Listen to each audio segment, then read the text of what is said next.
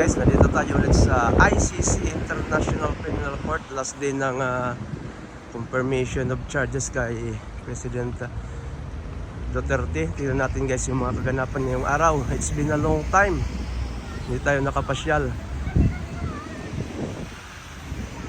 Guys, yung ating mga kababayan, yung mga taga-media, nandito silang lahat. Guys, video muna tayo. Guys, yung mga kababayan, sina Boss Alvin.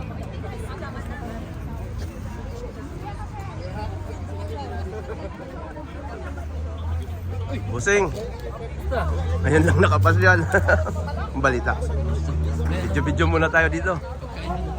Sige, walang problema. Boss Aldo, long time. Ayos lang, ito nakapasyal din sa wakas ulit. Busing, alam mo palagi kang mabuhay Ate Rhea sa akin. Ay, kilala mo ba to? Boss Ken, anong mga nandyan? Sino mga bidya? Meron tayong TV5, GMA. At hindi ko lang alam yung iba. Ikutan ko yan mamaya. Yung mga taga Cebu. Wait.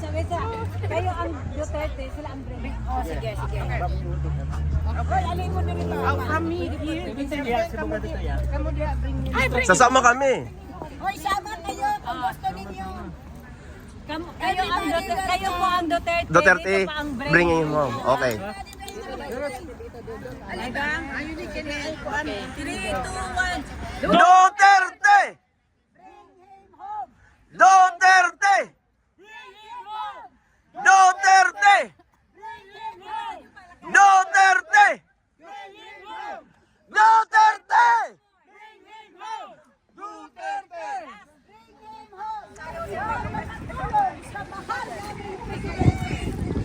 Ikaw lang, Lord. Tulungan mo ang mahal naming presidente na si Tatay Digong. Bring him back home in Davao life. We love him. We support him from the bottom of our heart for everybody here. Praise Lord. Guys, dito tayo sa ICC. Ito yung International Criminal Court building.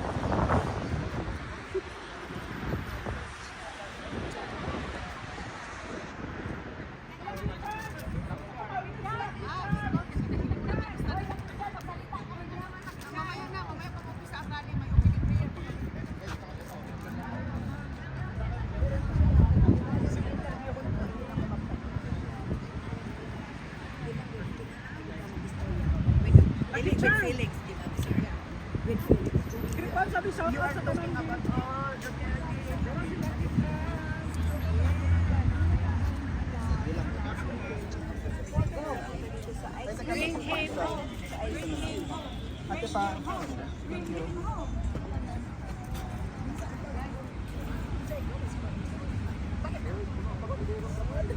Boss, anong mga snack natin dyan? May mga Ang uwi ng ating kusina, alauna ka. Alauna pa? Hindi pa pwede reveal. No food reveal muna. Meron tayo bilo-bilo. bilo-bilo, wala nang bilo-bilo. Oh, tumunog na yung ano. Hanggang sa dulo na. Alright, okay lang. Ibig sabihin masarap na ubos eh. Pwede na siguro, dilaan na lang. Hotdog. Oo, hotdog yun. Sarap niyan. Sige po na, mamaya. Yung guys, nakapagpa-picture tayo kay Ma'am Marisol Abdurrahman. Kababayan pala from Catbalogan. Ay! Oh, nakabuhol ang po niyo.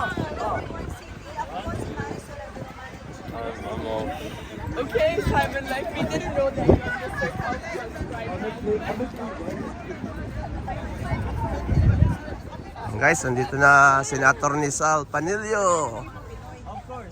At saka sino yung isang lawyer, boss? Hindi ko kilala sir. Yan guys. At saka kasama si Boss Alvin.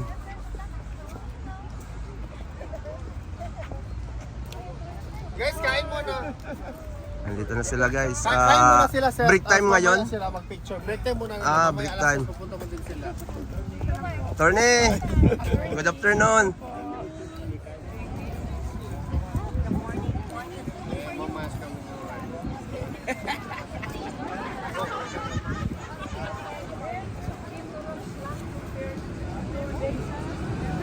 Padyan sa puso ko. Magsako ka. Ay. Kainin muna natin po. Nakain sila.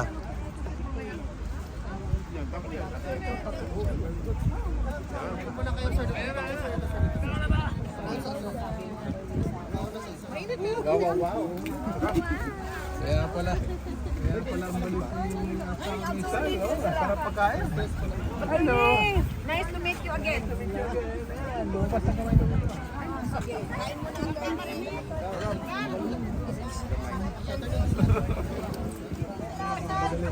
Ayun ito. Kuya, pahinga na tayo.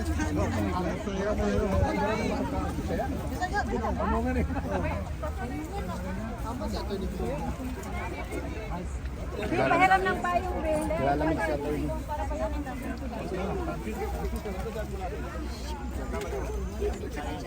Nagkakita ko doon po nito.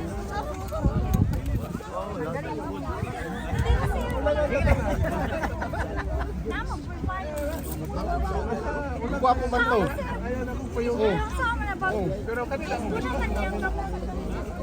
Ako na kasama.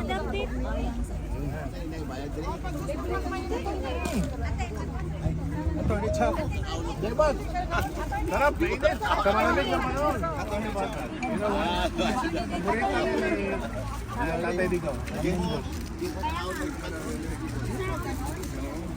Daya. Bayot na. Pansit. Kaya mama. Bisaya pagkato.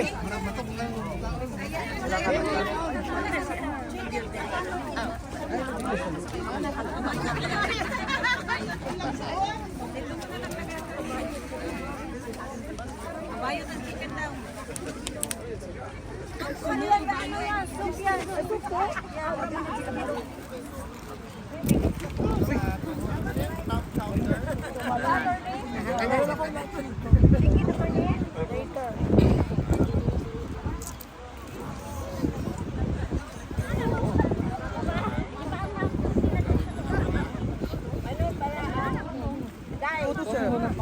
Kaya na po kung dato dahil.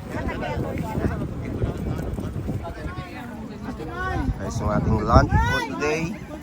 Bulad at saka munggo. It's Friday, so it's munggo day. Thank you sa mga nag-prepare. Ina ate. Right.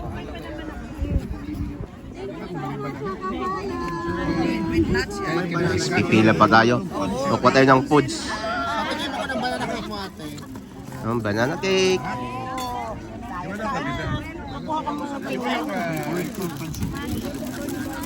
May pansit.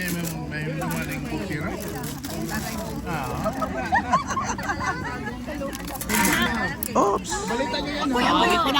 Pasaway ka eh. Ganpay niya kung dahil. Ate, pasaway ka ate ah. And Pili oy. ICC has no jurisdiction. We are not members of ICC. And even the incumbent president, BBM, said that ICC has no jurisdiction. And if you allow them to try the former president, it is an admission that our justice system in the country, in the Philippines, is not working. How can that happen? Justice in our country is working efficiently. So why do we need ICC? Are you confident that as a positive? Yes, that's the reason why we are here. Because we believe in the innocence of our former president. But what about the decision, the forthcoming decision of the judges? Are you confident that I have some, papanig po sa event? Kasi unang-una, way he was arrested already indicates some bias and evil design. Because if you want to arrest somebody, it must be through legal means. Merong court of jurisdiction, court of jurisdiction, warrant of arrest, on the basis of this, you arrest somebody, hindi yung kinikidnap mo, and use a private plane to bring him to The Hague, from the Philippines to Dubai, and Dubai to The Hague. Ano ba klaseng justice yan? Attorney, nasagot na ba yan sa taga-ICC jurisdiction? Kasi Wala pa. yan ang dapat nilang sagutin. Yan ang dapat nilang sagutin. May mga ebidensya ang ibig niyang sabihin. And this hearing will render useless the moment the court will issue a ruling that it is without jurisdiction. Very clear naman yung jurisdiction talaga. But also the member of ICC, and they also failed to comply with the issue of complementarity. These are the requisite for the ICC to be able to assume jurisdiction. Wala na tayo sa ICC. We'll cover the sign. Dapat sagutin nila. No, but even then, sabi nga ni Atty. Panedo, he already emphasized that ICC If the failed President to Rodrigo Roa Duterte exercise has the no jurisdiction, principle of hindi siya complementarity. dapat doon litisin sa So, Court of without that, Suprema. they cannot assume At jurisdiction. saka dito sa Netherlands, ang 81 years old, hindi na pwede Saka very important. Anong masasabi sa taga-ICC niya? You are not questioning about the age, the life nature of why the attorney Yung mga are not accusations from the prosecutor that we have a failing judiciary, there's a failure on the part of our government to address criminality, so on so forth. Ganun na, pangit yun eh. Kawawa naman yung bansa natin. We are being tried. Not, the one being tried here is not wala, the hindi former president of mapadala. our country. Si Kasi Tatay Digong Atty. dito sa judge, Talpanilo, dito sa ICC. pabalik na doon sa ICC dahil magkukontinue na ang kanilang session break. Ayan si Miss Pinky Wib Sing.